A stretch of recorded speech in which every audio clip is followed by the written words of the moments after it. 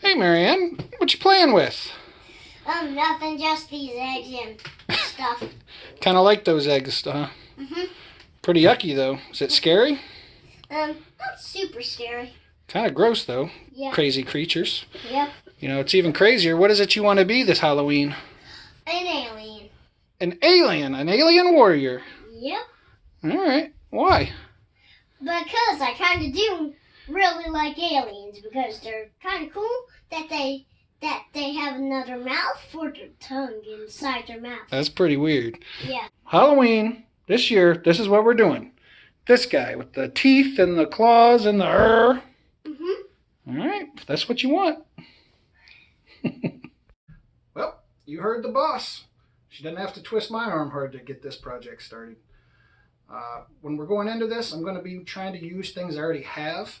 It's not that I don't want to make the best possible alien costume I can. It's just that when you're dealing with 5-year-olds, there's a very real chance they're going to lose interest after the first wear. They might outgrow it before they have a second chance to wear it. So we don't want to put a ton of expensive materials into this. I'm going to be using things I already have around the house.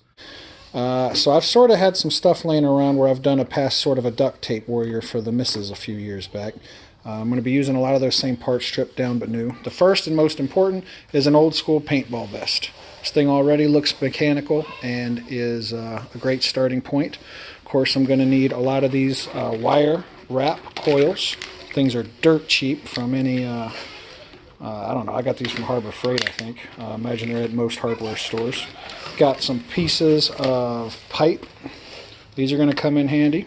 Of course, plenty of foam. This one was a therapy roller from a Five Below, cut up.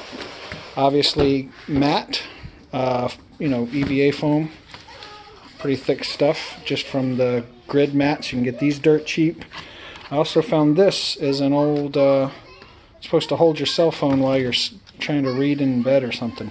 But for me, this is going to be a great idea for the tail because it's going to hold its shape. So when I put something over it to make it look like the alien warrior, I can attach this to that and it will give us something that she can run around and have a durable but angled tail with that's adjustable. Over here I'm also working with some tubes. These are going to be the back tubes. I've got a pretty tried and true method on these that I'm going to get to in a minute.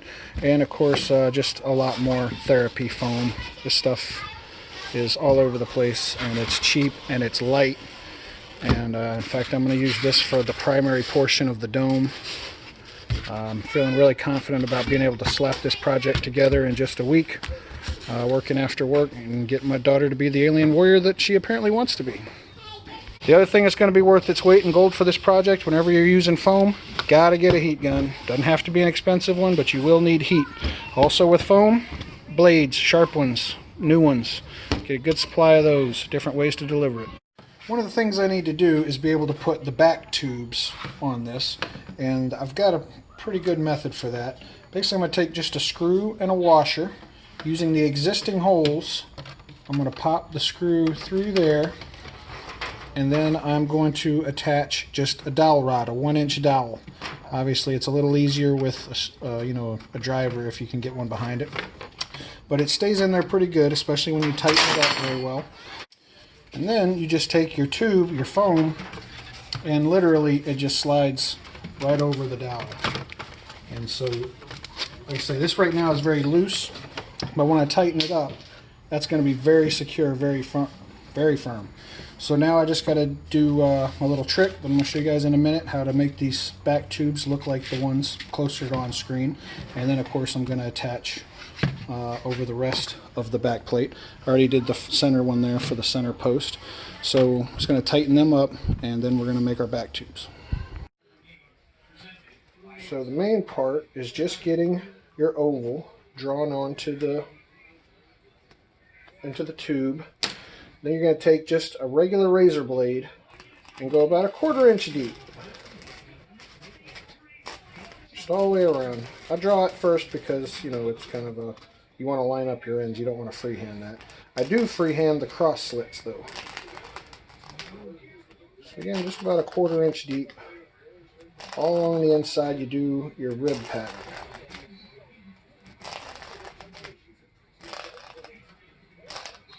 And off the bat, it doesn't really look like anything special at all. But the minute you apply heat, it doesn't take long at all. Start to get where your cuts were made melts faster than the areas in the middle.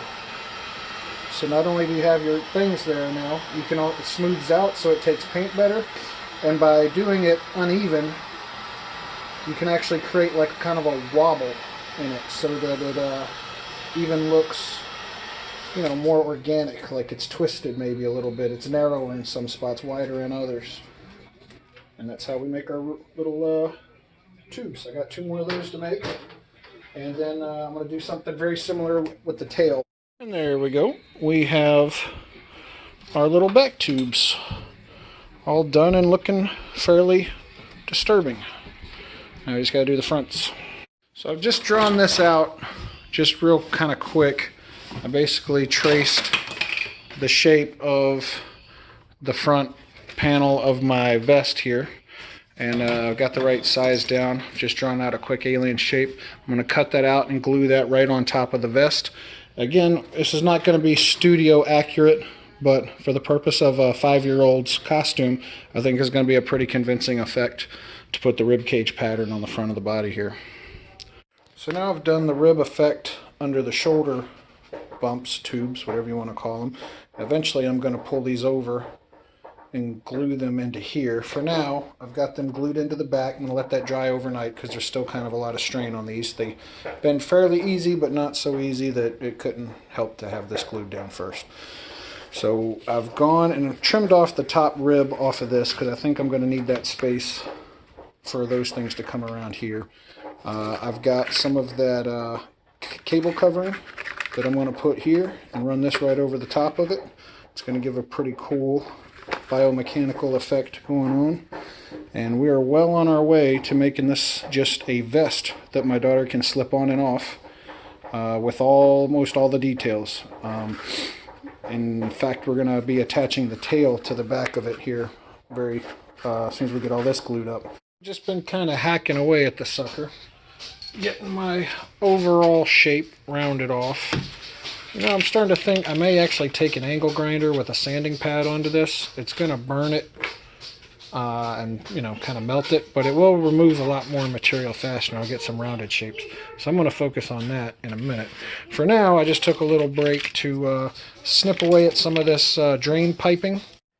Just cutting out little ovals that I believe I'm going to use as kind of a comfort for a 5-year-old version of the leg patterns here. What I think I'm going to do is put a little elastic with a rivet that just wraps around it and slide this over her leg. And then of course 2 of these, one on her upper arm, one on her lower arm.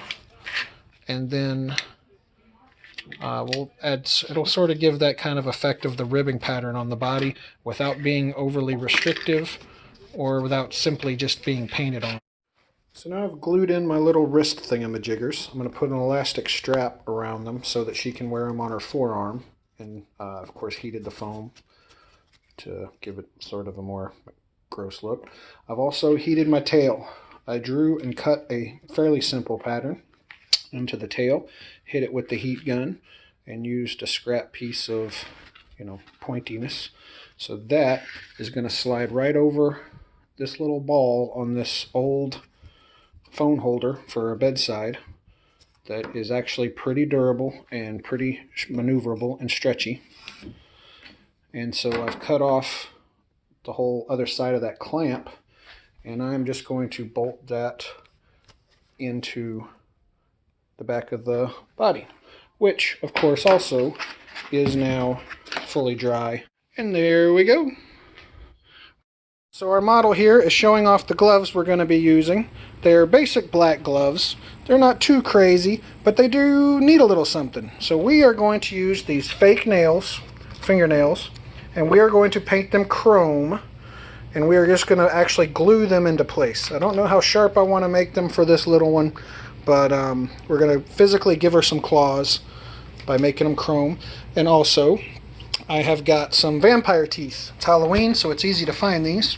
I'm going to paint these chrome too, and they were under $2. With a combination there, I think I'm going to have a pretty good set of chompers on our foam head. So even if our foam head leaves a little something to be desired, anyone staring at the face of this guy is going to see something pretty convincing and cool. I am using Krylon Premium Metallic Chrome paint.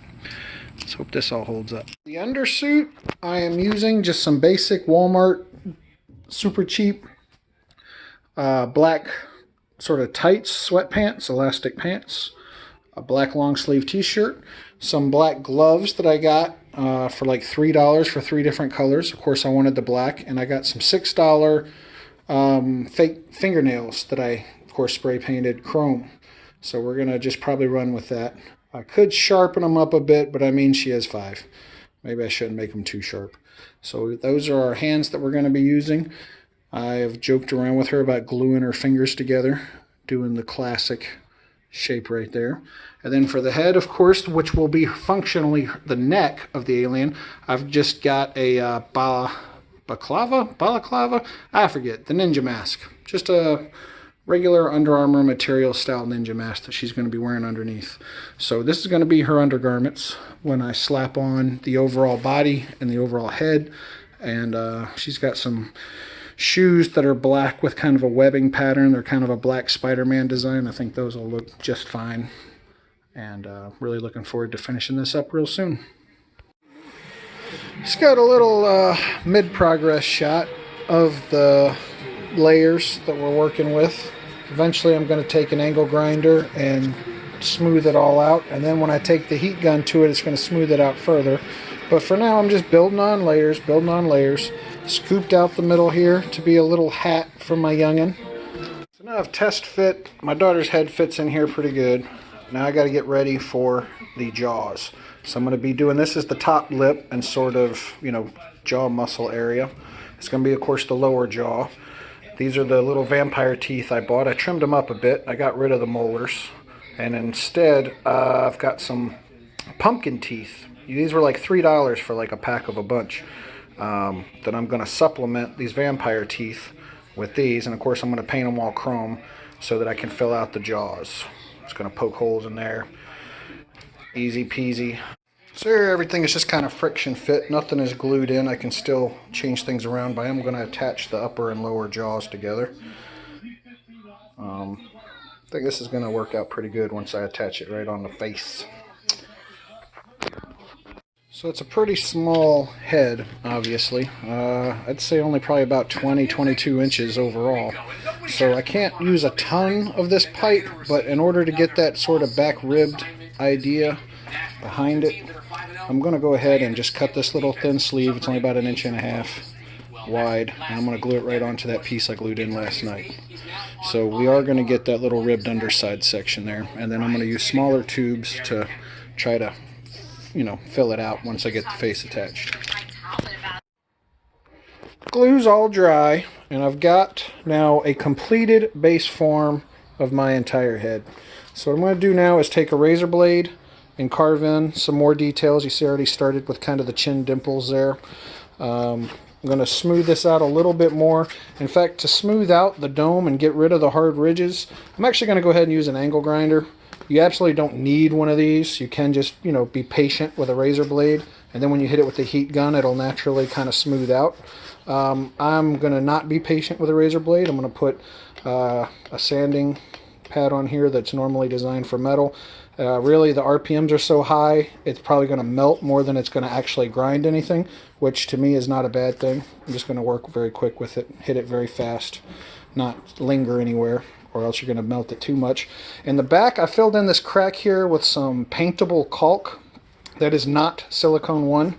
I think certain kinds of silicone 2, certain brands. Definitely don't do silicone 1 because then the paint will not stick to it. But this one is paintable. So I'm going to grind down some of this too. I don't expect it to get perfect, but it'll get good enough. Pretty happy with the results of the grinder. Like I said, it kind of more fuzzes / burns it off, but it's again not perfectly round, but much more round, and liking the shape. So now It's time to hit it with the heat gun. I did carve in some patterns in here that I'm hoping are going to work. To be honest with you, the heat gun is much more responsive to this thin kind of ultralight foam than it is, you know, your floor mat EVA foam. So I may not get quite the result I want just from the heat gun on the gray area. And I got to be careful with the stuff on the blue because I want it to smooth and shine up. I don't want it to actually melt too much. Fire it up and find out what happens. So again, I just use a cheap little heat gun. I don't know if you can see that. It literally is already, that's all it takes for this stuff. For the pool noodle material, it does not take a whole lot to start melting, shrinking up.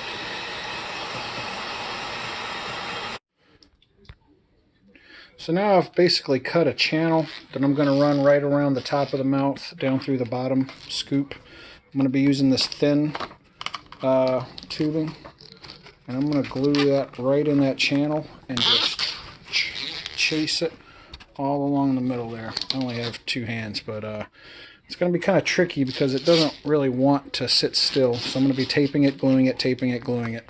But we'll get it all the way around for the first layer of tubing. So the gluing was fairly tedious on this, but I am glad I did it. I think it's going to be an overall improvement. Now I don't want to get too wild and crazy because, like I say, this is almost a one and done for a 5-year-old. At some point you got to draw the line. But I think I am going to go ahead and do this bottom tube here. It's kind of a medium, large, into small tube that just runs into the back. I am going to do that. I'm going to run the one tube from under the jaw here, and let it kind of dangle so it kind of covers up her ears, you know, kind of covers up more of the head / neck, and run it just right into here. So to do that, I got some medium hose, a larger one that I cut short, and the leftover of the skinny. I'm literally just going to run the skinny into the large, glue it in place, cover it with some, or this little end of the medium I should say, cover it with a large, and then like I said, as soon as that dries and this dries, I'm just going to jam it from under the jaw and let it kind of almost dangle there. It's going to be snug enough that it'll be butted up against this, but it'll be mostly very loose, and it'll be round against the side of her head, so it's not going to make her uncomfortable, but it'll give it just a little bit more of a biomechanical look to it. And then I'm going to start the painting process. And that should be that. Leaving that overnight. Gonna let that all simmer. I'm using a combination of masking tape, electrical tape, and this Velcro strapping that is supposed to, you know, keep bundles of wires together and things like that. This is what I'll be using. A gloss Mod Podge varnish and just plain matte black Plastidip. Yep, that's a lot. Hello. So, we are done with the gluing. I am personally pretty thrilled at how this came out. So all we got to do is paint it up, glue in our teeth, and we're going to be ready to rock. So like I said, on the blue part, I'm going to do a coat of Mod Podge clear. The rest is going to just be Plastidip. And let's see how it looks after we get a couple coats on here. Got the main dome covered. I don't know if it's going to make a big difference, but any little bit of filling in the holes with something glossy I think can only help. Alright, here are the little ribs for her limbs. I'm going to hit those with the thing here. Those are my ribs. Those are my ribs. The ribbing on your limbs, not your ribs. Ow.